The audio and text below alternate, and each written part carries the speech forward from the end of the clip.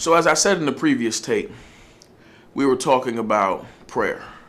Lord, teach us to pray. Lord, teach us to begin to speak these things over our lives in such a manner, in such a way that our lives begin to transform.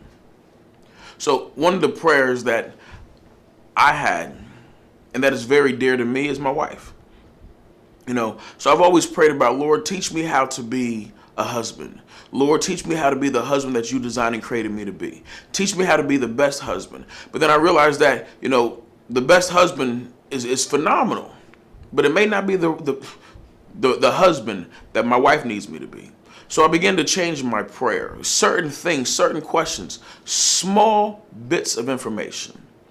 I said, Lord, teach me how to be the husband that Fabiola needs me to be. Teach me how to be the man that she desires for me to be so I can live according to your will.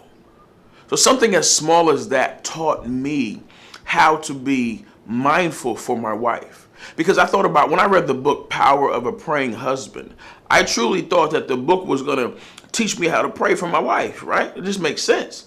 But no, anybody who's read that book will know that that book literally talks about how to pray for yourself. I'm not praying for my wife, even though it has some prayers where you do that, but you're mainly praying for yourself on how to get yourself in alignment with who God created you to be for your spouse. So I said, Lord, teach me how to pray for my wife. Teach me how to pray in such a way that I am desirable to her eyes, the way she desires to see me, the way you created her to see me.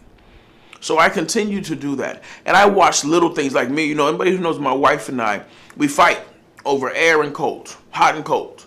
I like it cold, she likes it hot. Always like that in our home, always like that in the car. It's a constant battle. 10 years we've been battling over the same concept. So one of the things that God began to show me is, like, if I'm home before she is, normally the air is on, or I want the windows open, and it feels beautiful to me in the house. So I was like, man, Lord, this is amazing. But as I begin to pray, Lord, teach me to pray, to be a husband that my wife needs me to be. I found myself, when I knew she got off work, and maybe 20 or 30 minutes before she walked in the door, I would turn the heat on so that when she walks in the door, it's hot, it's warm. See, all that came with the question, Lord, teach me to pray. See, the Bible says that if you delight yourself in the Lord, he will give you the desires of your heart. Well, what are the desires of my heart? The desires